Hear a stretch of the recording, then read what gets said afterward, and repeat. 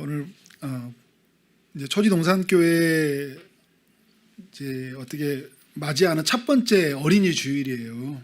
우리에게는 몇 명의 아이들이 있나요? 네 명. 내 자녀만 해도 뭐 집에 네 명의 또 자녀가 있는 분은 없죠. 네. 우리 한 명 한 명 아이들이 너무나 소중하다라는 것들을 여러분들이 보여주셔서 너무 감사해요.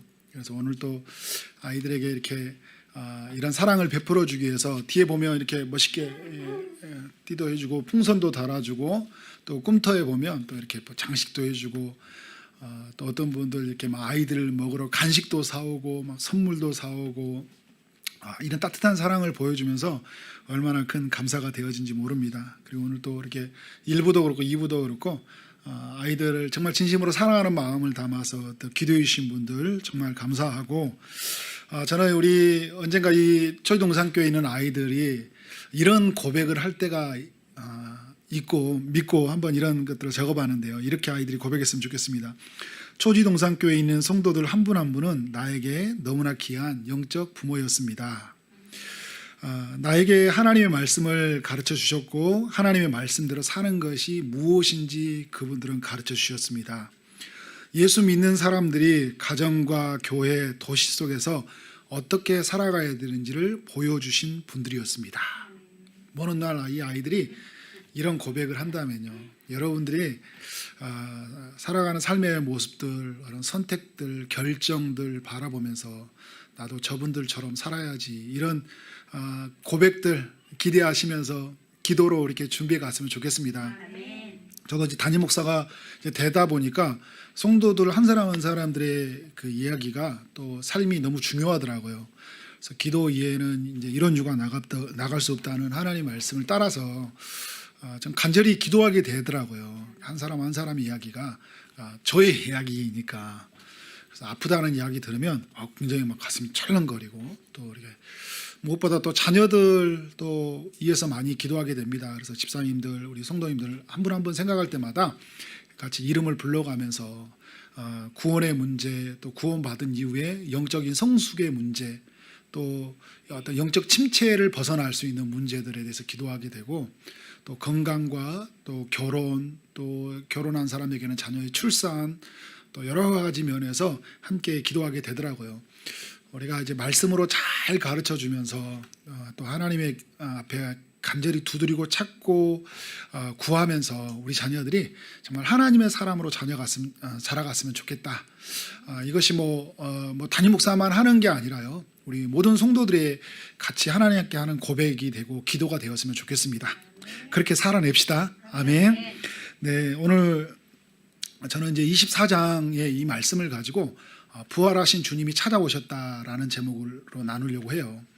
어린이 주일날 부활절에 관한 말씀을 나누게 되네요. 성경을 계속 우리가 주중에 읽었던 범위 중에서 하나를 택해서 하다 보니까 이렇게 되는데, 우리 부활주일날은 또 다른 말씀이었죠. 한 달 전에 부활주일이었는데 한 달 지나서 어린이 주일날 부활에 관한 말씀을 하는데, 저는 오늘 또 부활절 부활절 같은 말씀이지만 어린이 주일에 너무 필요한 말씀이다. 말씀을 묵상하면서 많이 깨닫게 되었어요. 또 마지막에 한번 더 정리해 보도록 하겠고요. 이 누가복음에 보면 여러 등장인물들이 나와요. 첫 번째 가장 중심된 인물이 누구일까요? 예수 그리스도죠. 근데 여러분, 예수 그리스도가 등장한 이야기, 그냥 성경을 오늘 24장만 읽어본 사람들에게는 그냥 예수님이 등장하면 그런가 보다라고 생각할 수 있어요. 그리고 지금 우리는 이제 예수님이 부활하신, 이제 지금도 살아계심을 믿고 있으니까 예수님의 이야기는 당연히 있어야 될 이야기라고 생각하지만, 그러나 23장의 이야기를 깊이 묵상한 사람들, 그리고 지금 제자들에게는 아주 특별한 사건이 되는 거예요. 왜요? 23장에서 어떤 일이 있었어요? 예수님은 십자가에서 못 박혀 죽었어요. 죽은 사람이고, 어제 죽은 사람인데 오늘 살아있는 분으로 나타나니까 이게 여러분, 이게 믿어질 소식이에요. 무덤에 들어가 세마포옷에 쌓였던 이분이 살아있는 모습으로 나타나니까 굉장히 놀라운 이야기죠. 그래서 24장에서 우리가 예수님을 만나고 있다는 건 누굴 만나고 있다는 거예요? 부활하신 예수님을 만나고 있다는 거예요. 그래서 우리는 여러분 24장의 이야기를 사는 사람들이잖아요. 23장에 십자가에서 죽으신 예수님, 우리의 피 흘려 죽으신 예수님을 만난 사람들이면서 24장에서 부활하신 주님을 다시 또 만난 사람들, 그래서 우리에게 십자가의 죽음만 필요한 게 아니라 부활하신 예수님이 필요하잖아요. 오늘 그 이야기를 들려주고 있어요. 예수님이 사람으로 남으로 말미암아. 또 예수님의 살아나심을 알리는 두 통로가 있죠. 천사들의 이야기를 보여주고 있어요. 천사들이 24장에 등장을 합니다. 그리고 오늘 제가 직접적으로 살펴볼 사람들인데요. 이제 여러 사람들이 등장을 합니다. 10절에 보니까 1절부터 10절 안에서 이렇게 여인들이 등장을 하는데 예수님의 그 무덤 속에서 빈 무덤과 예수님이 살아있는 것을 본 막달라 마리아, 요한나, 야고보의 어머니 마리아, 이런 여인들이 등장을 해요. 모두 참 사실 이 사람들 한 사람 한 사람들 살펴보면요, 하나님께 큰 은혜를 입었던 사람들이에요. 막달라 마리아, 7 귀신 들려서 살아갔던 여인 속 예수님 만나서 정말 귀신으로부터 자유해지고 예수님 안에서 큰 기쁨을 누렸던 여인이기 때문에, 그래서 예수님을 따르면서 정말 전도의 현장 속에서 자기 소유대로 수종들었던 그 여인들이거든요. 요한나도 헤롯의 그 청지기 아내예요. 그 이방 왕의 어떤 청지기로 살아갔지만 예수님을 따라가는 기쁨이 너무나 예수님을 알아가는 기쁨이 너무 커서 예수님을 따라가는 그 여인이었고, 야고보의 예수님의 제자 어머니 마리아, 이제 이런 여인들이 등장을 하고 있어요. 13절 이하에 보면 엠마오로 가는 두 제자. 여기는 예수님 11제자 이외의 다른 제자를 말하고 있어요. 9장에 말하는 70명의 제자 중에 한 사람이지 않나. 여러 사람들, 어떻든 이들은 이제 예수님을 또 다르게 따르는 제자들이었었어요. 33절에 보면 예수님의 그 11명의 제자와 그와 함께한 자들 이야기 나와요. 10절에서도 보면 그 여인들과 함께 그와 함께한 여인들, 그러니까 총 하면 이제 16명 정도의 사람이 이렇게 있고요. 그 외에 사람들, 여인들, 또 다른 제자들이 있었다는 것을 알 수가 있어요. 이들 모두가 공통적으로 경험한 게 있어요. 공통적으로 경험한 그 첫 번째는 뭐냐면, 그들이 예수님의 죽음으로 말미암아 큰 절망에 빠졌다는 거예요. 깊은 절망에 빠졌다는 거예요. 누가복음 8장에 보면 이제 예수님이 전도 현장을 나갈 때 그 11명의 제자를 데리고 가고 그 뒤에 여인들이 함께 따라가는 이야기를 소개해 주고 있어요. 그러니까 오늘 이제 본문에 나왔던 여인들이죠. 여인들이 자기의 소유대로 섬겨가는 이제 그 전도의 현장 속에 함께해요. 그리고 9장에서는 70명의 제자들이 예수님에게 파송을 받고, 이런 사람들이 예수님과 함께하면서 예수님 안에서 일어나는 이야기들이 얼마나 놀랍고 신비로웠겠어요. 예수님을 직접 따라다니면서 자기들이 만났던 랍비, 유명하다고 하는 사람들의 말과는 차원이 달랐어요. 예수님이 하는, 그러니까 말만 잘한 게 아니라 삶이 완전히 완벽해요. 이렇게 말씀대로 살아갈 수 있는 사람이 어디 있을까, 그죠? 너무나 신비롭고 너무나 은혜로운 거죠. 귀신 들린 자가 쫓겨나고, 그리고 병든 자가 나음을 입고, 풍랑이 잠잠해지고, 그리고 정말 세리와 이런 사람들이 하나님께 부름을 받고, 삭개오 같은 세리장 같은 사람이 주님의 은혜를 받고, 다른 사람의 은혜를 이제 베푸는 사람으로 바뀌어가는, 야, 예수님 만나니까 저런 일이 일어나는구나. 예수님과 함께 이제 예루살렘에 입성을 했거든요. 예루살렘에 입성을 했더니 나귀를 타고 이거 입성을 했는데 사람들이 열광을 하는 거예요. 그리고 나귀 새끼를 가져오라 했더니 주께서 쓰시겠다고 말을 하라면 준다고 하니까 직접 가보니까 막 갔더니 주는 거예요. 주님의 말대로 다 이루어지는 거예요. 왔더니 사람들이 열광을 하면서 환호를 하고 다윗의 자손이 호산나 이렇게 이야기해치니까, 여러분, 이렇게 내가 존경스러운 사람이 이렇게 다른 사람들이 다 같이 존경해 줄 때 큰 기쁜 마음이 있어요. 근데 여러분이 막 이렇게 천지동산교회 최원성 목사님 나는 너무 존경하는데 다른 사람 다 욕해봐요. 그러면 막 말을 꺼내기가 어렵잖아요. 근데 주변에 있는 사람들도 최원성 목사님 이야기하는데 우리 담임 목사님이야 막 그런 눈빛이 아니군요. 네. 그러면 참 피차 좋은 거잖아요, 그죠? 예수님 그런 분이라고 생각했는데 그 예수님이 어떤 일이 일어났어요? 며칠 사이에 엄청난 일들이 일어나 버렸어요. 예수님이 사내들인 공회에 끌려가서 신문을 받고요. 그리고 이제 이방 왕 헤롯 왕과 또 빌라도에게 넘겨서 신문을 받고 재판을 받아서 결국은 어떻게 해요? 십자가에 빌라도가 못 박게 해야 되는데, 바라바가 못 박게 해야 되는데 자신이 못 박는 일이 일어났어요. 이게 순식간에 며칠간에 일어났어요. 갑자기 일어난 일이에요. 여러분, 이 갑자기 이 일을 당했을 때 사람들이 엄청난 그 당황스러움이 있잖아요. 하루아침에 그냥 폭풍처럼 내 모든 것을 쓸어가 버린 그런 삶인 거예요. 여러분, 내 주변에 내가 너무 존경하고 사랑하는 사람이 하루아침에 갑자기 죽음으로 다가왔다고 생각해 보세요. 감당이 안 돼요. 우리는 여러분 이런 경험들 하지 않습니까? 근데 이 제자들이 어떤 일들을 경험하게 되냐면 이런 현장 속에 갑자기 찾아오는 고난 속에요. 한 명의 제자는 돈에 눈이 멀어서 예수님을 팔아 넘겨버리고, 베드로는 두려워서 예수님을 부인을 해버리고요. 어제까지 그렇게 예수님을 따라가면서 열광했던 이들이 갑자기 삶의 패턴이 며칠간에서 내가 정말 완전하다고 생각하고 나는 하나님 안에서 정말 신실하다고 생각했는데 다 무너져 버렸어요. 내가 가지고 있는 신앙의 가치관 이런 게 다 무너져 버린 거예요. 예수님을 정말 사랑했다고 말을 했는데 그 사랑함도 막 이게 완전히 내가 사랑했나 맞을 정도로, 내가 예수님을 따라다니는 사람이 맞을 정도로 완전히 형편없는 사람으로 전락해 버렸어요. 도망가 버리고 스승이 죽든지 말든지. 스승을 통해서 얼마나 큰 위로를 받았어요. 사랑을 받았어요. 세상이 줄 수 없는 그 위로와 하나님이 주시는 그 놀라운 그 사랑과 그들을 축복을 가졌던 사람들인데 그냥 다 도망가 버리고, 어떤 깊은 상실감, 주님을 따라가지 못하는 죄책감, 자기 자신에 대한 형편없는 것들에 대한 그런 무력함들, 그죠? 이런 게 아주 그 실망스러움들이 교차하는 순간이에요. 그럼에도 불구하고 여인들은 어떻게 하냐면요, 십자가 지는 현장 속에 예수님 따라가면서 막 울고 그래요. 남자들은 다 도망가 버리는데 여인들은 울고 그래요. 그다에서 여러분, 저는 여성을 더 우대시하고 이런 건 아닌데, 저는 남자 편에서 볼 때 이렇게 형편없구나. 큰 소리 빵빵 치면서요, 나 예수님 절대 부인하지 않겠다, 죽을지언정 부인하지 않겠다, 큰 소리 빵빵 치는 남자들 다 도망가 버리고 돈으로 팔아버리고요. 그런데 여인들은 옆에서 슬피 우니까 23장에 보면 예수님이 위로하잖아요. 예루살렘의 딸들아 울지 마라. 또 오늘 또 보면 여인들이 그 예수님의 시신에 가까이 와서 막 향품을 발려가고 예수님 만나자마자 또 울어요. 막 우는 여인들의 이 모습들을 볼 수 있어요. 그러니까 너무 상실감들. 그러니까 이들에게 있는 공통점은 뭐냐면 예수님이 죽었다는 거예요. 그리고 예수님은 없다는 거예요. 이제 예수님은 내 인생에 사라졌다는 거예요. 예수님 없는 삶이 내게 주어져 버렸다는 거예요. 이게 공통점이에요. 이 시대에 여러분 그런 사람들 많이 있잖아요. 예수님을 따라다니는데 예수님이 죽은 사람처럼, 예수님이 없는 사람처럼, 그죠? 예수님은 누가복음 3장의 이야기처럼 내 인생에 사라져버리는, 24장에 살지만 예수님은 없는 거예요. 이런 사람들이 우리 주변에도 많이 있죠. 두 번째 공통점이 있습니다. 이들 모두는 부활하신 주님을 믿지 못했다는 거예요.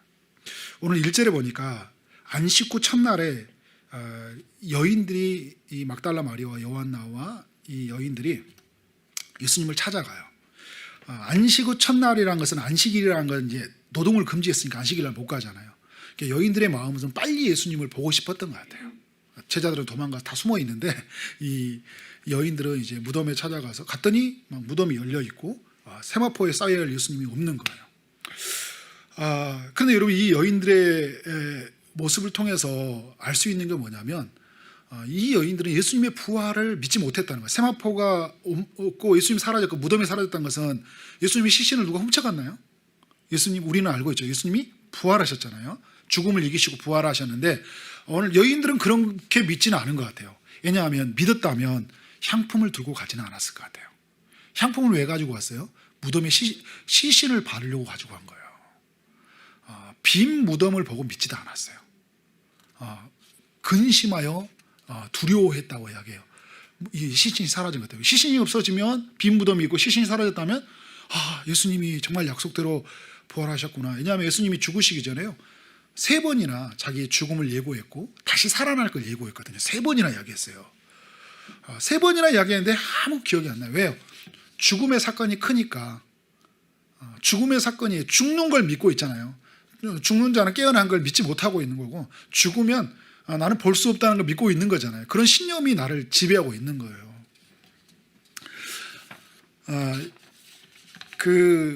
예수님이 이제 요한복음과 이제 사복음서를 같이 연계해 보면 20장에 가 보니까 여인들이 울고 있었거든요. 여인들이 울고 있으니까 2명의 천사가 울지 말라고 해요.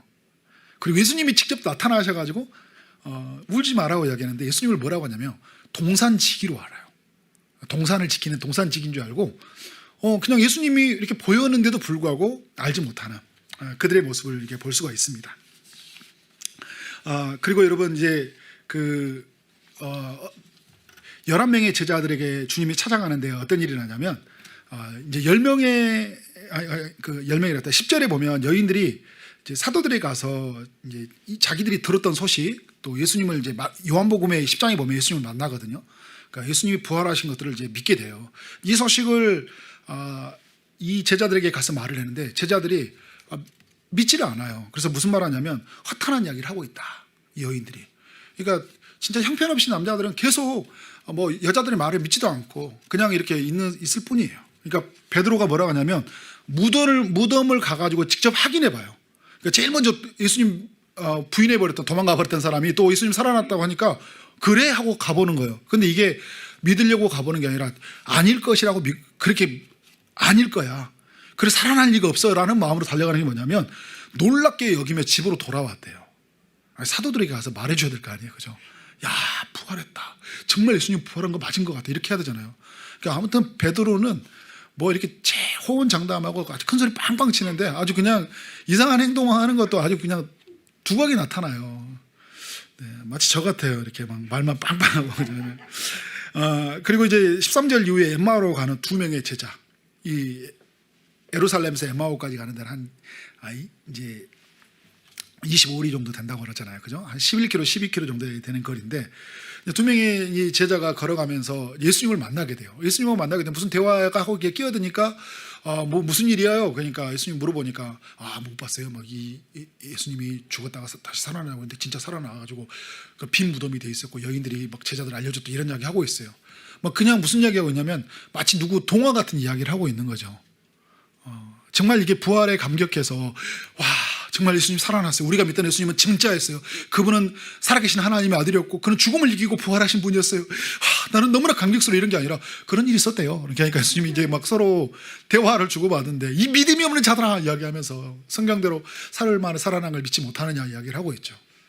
근데 이제 그러면서 하나님 말씀을 예수님이 풀어주는데 그들이 마음이 뜨거워졌지만 그럼에도 불구하고 이제 믿지 못하는 모습들을 보여주고 있어요. 그러다가 나중에 이제 예수님과 함께 이제 같이 만찬을 하고 축사하시고 기도하시면서 그들의 눈이 이제 벗겨져서 주님을 만나고 나서 이제 다시 이 두 명의 이제 제자들을 통해서 이제 11명의 제자에게 말씀을 전해주죠. 예수님이 나타나셨다고, 부활하신 주님이. 제자들요 별로 감흥이 없어요. 11명의 제자는요 좀 달라야 된 거 아니에요? 완전 3년 반 동안 예수님과 함께 했던 예수님의 말씀을 직접적으로 목격했던 그런 증인들이잖아요. 예수님이 이제 직접 나타나요. 평강이 36절에 보니까 제자들에게 나타나 평강이 있을지어다 이야기하니까 두 명의 엠마오 제자를 통해 들었어요. 근데 그 들었던 제자가 예수님 앞에 딱 나타났어요. 평강이 있을지어다. 그러니까 두려워가지고 영으로 나타난다. 그 유령을 보듯이 깜짝 놀라가지고 누구야? 막 이렇게 하는 거예요. 왜? 예수님은 살아날 리가 없는 거예요. 그렇게 말씀을 들었는데요. 3번이나 살아나는 말씀을 들었는데 죽었다는 신념이 하나님께서 주신 살아나는 믿음으로 나아가지 못하는 모습들을 보여주고 있어요. 그래서 예수님이 손과 발을 보여주시는데 40절과 41절에서 그들이 너무 기뻐요. 진짜 살아난 것 같아요. 진짜네? 근데 뭐냐면 아직 믿지 못하였다라는 거예요. 아닐 거야. 이건 예수님일 리가 없어. 라고 지금 이야기하는 거예요.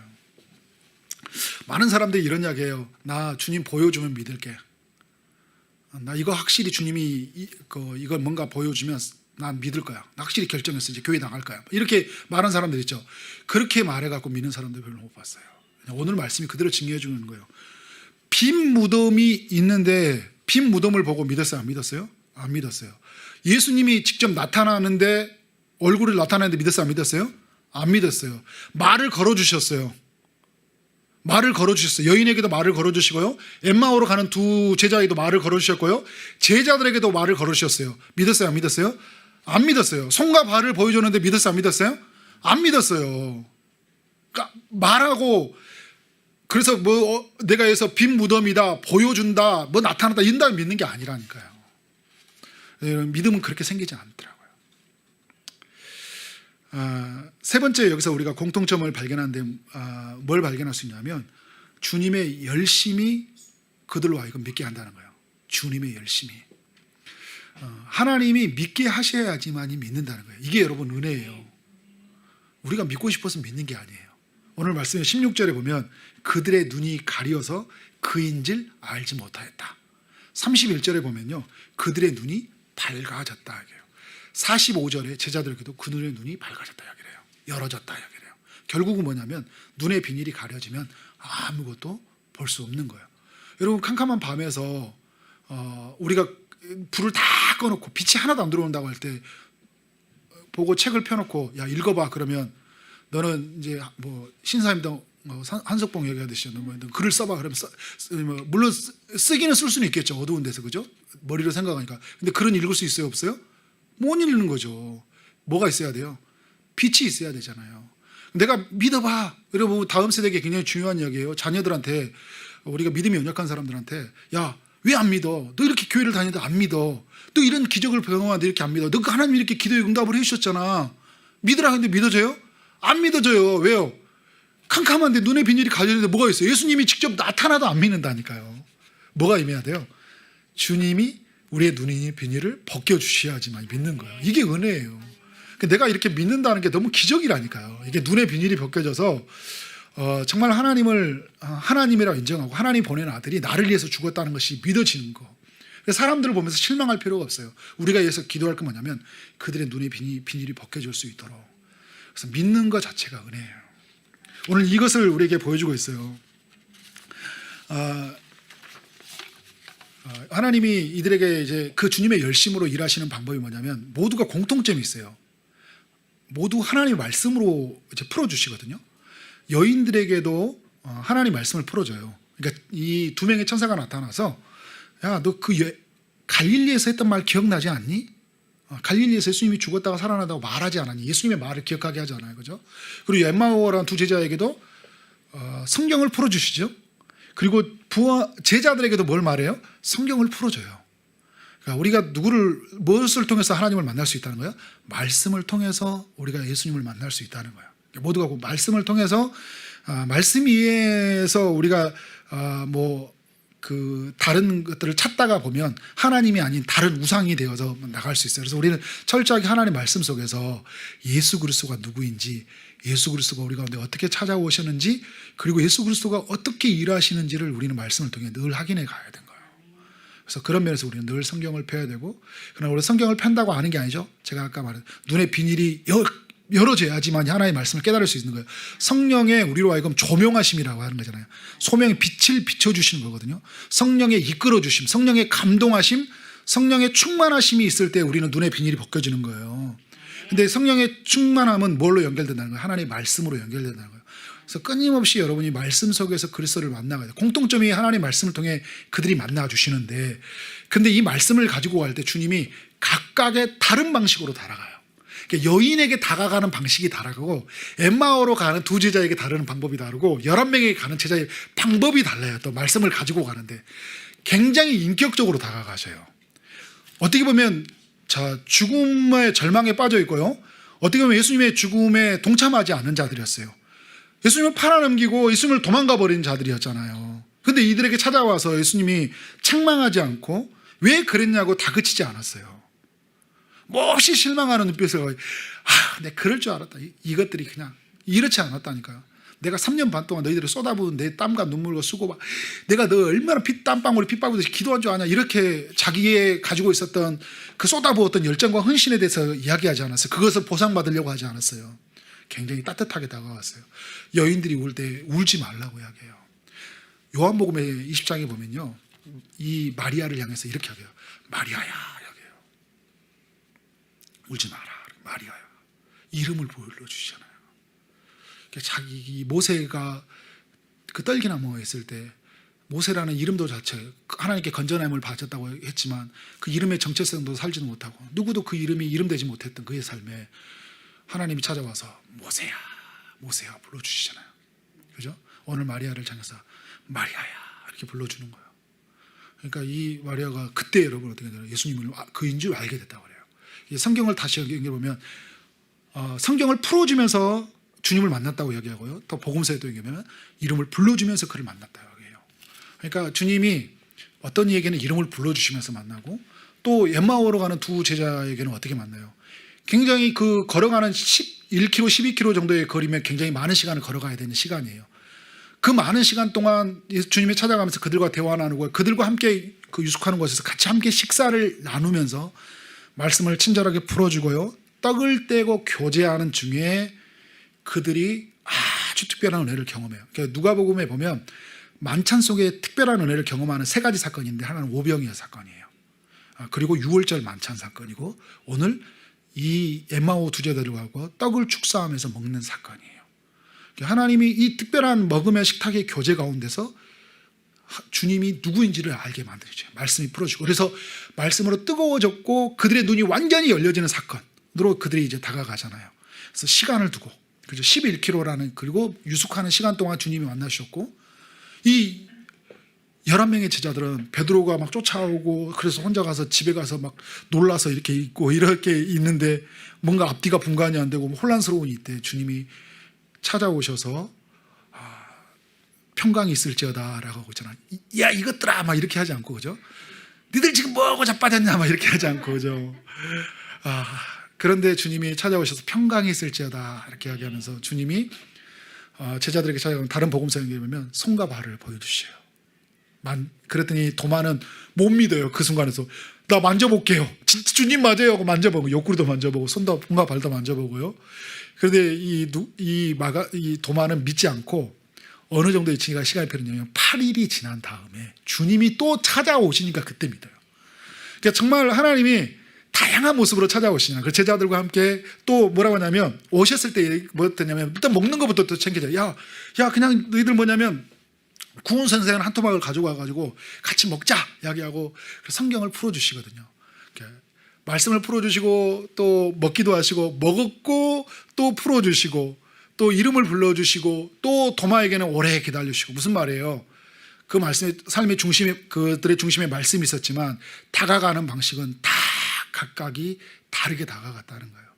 삭개오를 다가가는 방법이 달랐고요, 니고데모를 다가가는 방법이 달랐고요, 사마리아 여인을 찾아가는 방법이 달랐고, 우리도 그렇잖아요. 저를 만나주는 방법이 다르고, 여러분 한 사람 한 사람이 만나가는 방법이 달라요. 해결화될 수 없는 거예요. 주님이 이렇게 만났다, 너도 이렇게 만나라고 할 수 없는 게 아니라 하나님의 말씀의 중심이 되어서 각각의 다르가는 방식이 너무나 다르다. 근데 주님이 설득해 오시고 그 눈의 비닐을 벗겨가시는 방식이 너무나 달라요. 사도 바울은 어떻게 만났어요? 주님 복음을 전하는 자를 해방하게, 죽이게 쫓아가다가 빛으로 임하신 주님을 만나게 돼서 눈의 비닐이 완전히 눈이 가려졌을 때 아나니아라는 사람을 통해서 주님을 만나게 되잖아요. 하나님이 만나시는 방식이 너무나 다르다. 네 번째 이제 공통점이 또 공통점이 뭐냐면, 부활한 주님을 만남으로 말미암아요 그들이 부활의 증인이 되었다는 거예요. 48절에 보니까 이렇게 말씀하고 있습니다. 너희는 이 일의 증인이라. 너희는 이 일의 증인이라. 무슨 말이에요? 너희는 이제 부활을 본 증인이 되었다는 거예요. 부활을 믿게 된 증인이 되었다는 거예요.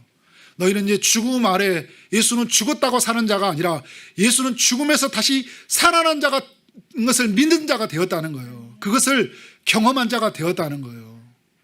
이것을 위해서 어떻게 이제 부활의 증인이 되기 위해서 하나님께서 뭘 약속해요? 하나님의 아들 예수가 49절에 보니까 예수님은 이로부터 능력을 입혀질 때까지 이 성에 머물라고 이야기를 하고 있어요. 무엇을 기다리라는 거예요? 성령이 오시도록 기다리라는 거예요. 성령이 오시면 너희가 권능을 받고 예루살렘과 온 유대와 사마리아와 땅끝까지 이르러 내 증인이 되리라. 부활하신 주님을 알리는 증인이 된다는 거예요. 십자가에서 죽으신 주님을 알리는 증인이 된다는 거예요. 이 약속을 받고 제자들이 어떻게 반응한가요? 오늘 52절과 53절에 보니까 그들이 그에게 경배하고 큰 기쁨으로 예루살렘으로 돌아가서 늘 성전에서 하나님을 찬송했다고 이야기해요. 그들은 전에는 부활하신 주님을 만나기 전에는 예수님의 죽음 앞에 도망간 자들이었거든요. 각기 제 길로 갔던 자들이었어요. 그런데 부활하신 주님을 믿게 되면서, 만나게 되면서 그들은 주님이 약속하신 그 장소로 가서 그 약속하신 성령을 기다린 자가 되었고, 성령이 임하셨을 때 그들은 부활의 증인이 되어, 전에는 자기의 죽음이 두려워서 자신이 살았다면, 그죠? 그러나 이제는 자신의 죽음을 주님 앞에 맡겨드리며 그 부활한 주님을 증거하는 증인의 삶을 살았다는 거예요. 그래서 이 복음이 누구에게 전해졌어요? 이 예루살렘과 온 유대와 사마리아 땅끝까지 오늘 우리에게 전해지는 그 소식이 되어 우리에게 오지 않았습니까? 두려워서 도망갔던 자들, 큰소리 빵빵 치면서 예수님 따라다니다가 결정적으로 배신했던 이들, 슬피 울며 낭망하며 살아갔던 이들이 예수님이 누구인지 그 부활하신 주님을 만나게 되면서 세상이 줄 수 없는 그 기쁨과 그 감격, 그 찬송을 하는 자가 되었고, 그 주님의 부활한 주님을 알리는 자의 삶이 되었다는 거예요. 저는 이 24장의 이야기가 우리 초지동산교회 이곳에 예배하는 모든 사람들의 이야기가 되기를 주의 이름으로 축원합니다. 저는 오늘 그래서 말씀의 결론을 내리면서요, 우리 초지동산교회 이제 어린이 주일을 맞아서 두 가지 적용을 하려고 해요. 어떤 적용이냐면, 이제 큰 공통점이 정말 죽음에 빠져 있는 제자들에게 찾아왔던 이야기고, 그 다음에 부활하신 그들은 주님을 믿지 못했는데 주님이 그 말씀을 통해서 각각이 찾아오시고 믿게 하셨다, 주님의 열심으로. 그리고 그들이 부활의 증인이 되었다는 이야기가 오늘 우리 초지동산교회 우리가 이 어린이 주일에 우리가 어떤 의미가 있느냐, 두 가지를 생각해 봤어요. 우리 아이들에게 우리가, 그리고 우리 지금 자녀들 있죠, 우리 초지동산교회에 있는 자녀들, 저는 우리 내게 있는 그 육신으로 주시는 이 자녀들, 하나님께 주신 선물들이잖아요. 내 자녀고요. 초지동산교회는 누구 자녀일까요? 우리에게 준 자녀예요. 동일한 가치로 사랑하는 마음들이 우리에게 너무나 필요하겠죠. 우리 자녀잖아요. 이 자녀들을 어떻게 대해야 될까요? 우리가 내게 주신 하나님의 기업의 선물들을 어떻게 대해야 될까요? 저는 맞추어 주시는 사랑이 필요하다라는 생각이 들어요. 주님이 우리에게 그 사랑을 오늘 이 본문 속에 보여줬잖아요.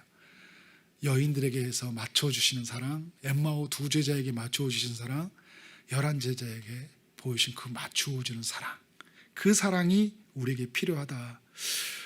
정말 우리는, 여러분, 우리는 늘 나에게 맞추어 가려고 하거든요. 내 기대치가 있어요. 내가 바라보는 어떤 이상이 있어요. 그래서 믿는 사람은 이래야 된다는 게 있거든요.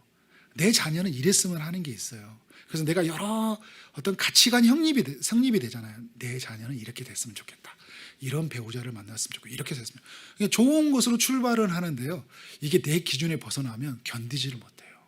그리고 내 시간에 들어오지면 견디지 못하는 우리의 모습들이 있습니다. 맞추어 주시는 사랑이란 뭐냐면, 예수님이 어떻게 돼요? 종의 형체를 지녔다. 사람의 모양으로 우리에게 어떻게 했어요? 주님이 오셔서 우리를 맞추어 주신 사랑을 보여주셨잖아요. 사람이 되셨거든요. 우리가 되셨어요. 그래, 각 사람의 모습대로 낮추어가는 그런 사랑을 보여주셨다. 저도 정말 이렇게 이제 늦게 아이를 낳잖아요. 늦게 아이를 낳는데, 우리 지난주에 저희 딸 친구가, 제가 딸하고 같이 이제 그 놀이터에 갔는데, 그 딸이 그랬대요. 친구가, 너희 할아버지니? 그랬대요. 가원이가. 그러니까 제가 이제 늙게 났으니까. 근데 굉장히 저도 마음이 부끄럽더라고요. 그러더니 더 당당해야 되겠다. 근데 이제 그 어떤 생각이었냐면, 그러면 이제 내가 나이가 먹었기 때문에, 내가 이렇게 이렇기 때문에 이 아이하고 나하고 거리가 있고 이렇게 살아가야 되냐, 이런 게 아니죠, 그죠? 누가 그렇게 보면 어떻게 돼요? 어떤 상관이에요, 그죠? 내 아이에게 내게 주신 선물인데. 그래서 저는 막 이렇게 그 놀이터에서 막 둘이 무궁화 꽃이 피었습니다 하고 막 많은 애들 무궁화 꽃이 피었습니다 하고 막 이렇게 했어요. 계속 아이들 보든지 말든지, 그죠? 어제도 밤에 이제 말씀을 준비하고 있는데 맞추어주는 사람한테 마침 또 우리 어머니가 아빠 나하고 그 미미 2층 집에 장난감을 놀자는 거예요. 그래서 같이 미용실 놀이 막 목욕시키고 막 하고, 미미야 너 나 목욕해줘, 머리 감아줘, 막 커피 줘, 나 어떻게 먹는 거야 막 하면서 있잖아요. 근데 집중이 잘 안 돼요. 저도 아이는 거기에 푹 빠졌는데 계속 핸드폰, 스마트폰 열어놓고 계속 보이는 게, 오늘 아침에 제가 그랬거든요. 확인해 보려고. 하원아, 내가 너하고 놀아줬지? 아빠는 아빠가 나하고 놀아주지 않았잖아. 아빠는 핸드폰만 봤잖아 이야기하잖아요. 그래서 저는 맞춰준다고 생각했는데, 그러나 여러분, 끊임없이 아이가 자라는 동안 어떻게 할까요? 맞춰주는 사랑이 필요하다. 그들에게 예수의 사랑이 뭐고 그 부활을 본 자가 어떤 것인지를 우리 알려주고, 예수의 그 가르침들을 가르치면서 맞추어주는 사랑이 필요하면서, 또 하나의 사랑이 필요한 건 뭐냐면요, 기다려주는 사랑이에요. 맞추어주는 사랑, 기다려주는 사랑. 언제까지요? 돌아올 때까지. 언제까지요? 부활을 믿을 때까지.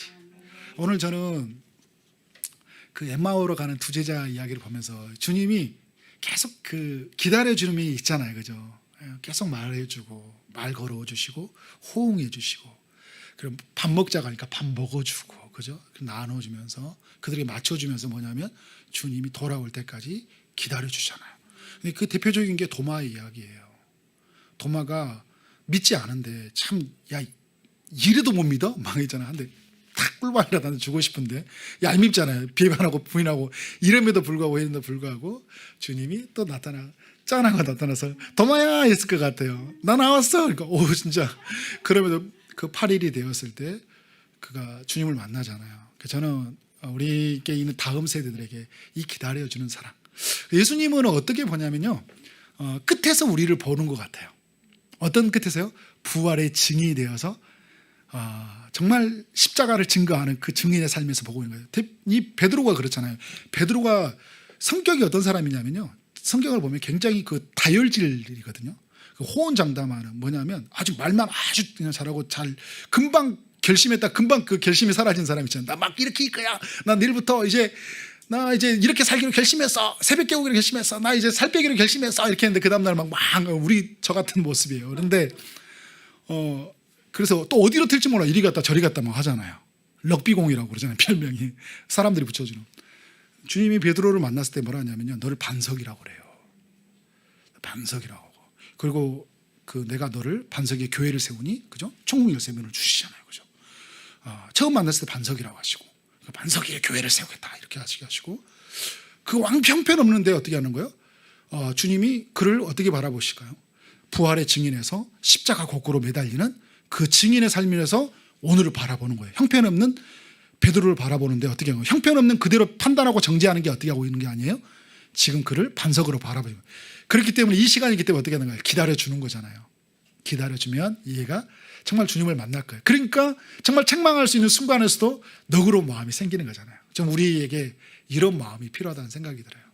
제자들이 도마가 정말 나중에 이제 인도 이제 문헌에 보면 인도의 복음에 헌신했다고 이야기하잖아요. 그에서 순교했다고 이야기하잖아요. 주님은 그의 이 도마를 통해서 세계 선교를 이루기 위해서 하나님이 거기까지 보니까 오늘 이렇게 나를 믿지 아니하는 것 같고 같지만 기다려주는 베푸는 사랑을 나눴다. 오늘 저는 여러분의 자녀들에게 또 우리 초지동산교회 아이들에게 막 맞춰줬으면 좋겠어요. 같이 막 율동도 해주고 막 이야기도 아이들 앞에서 그랬니? 막 이렇게 했잖아요. 그죠? 반가워! 막 이렇게 맞춰주는 거잖아요. 뭐 지금 이렇게 하는 게 아니라 인사하느냐고 아까 우리 집사님 뭐 이야기했듯이 먼저 그들에게 온 게 아니라 내가 맞춰줘 보고 그리고 그가 돌아올 때까지 섬기면서 그 부활하신 주님이 무엇인지 여러분 우리의 선택과 우리의 살아간 삶을 통해서 내가 저 집사님, 저 장로님, 저 권사님, 우리 저 성도님들을 보니까 저 선생님을 보니까 정말 주님이 살아계셨고 정말 주님이 부활하시다는 사실이 믿어진다. 나도 그 주님을 이제 그래서 저분을 통해서 저분을 통로를 삼아서 주님을 믿게 되었다. 우리 엄마 아빠의 삶의 이야기를 통해서 나는 믿게 되었다. 그런 간증의 주인공들이 되어지기를 주님으로 축원합니다. 아멘.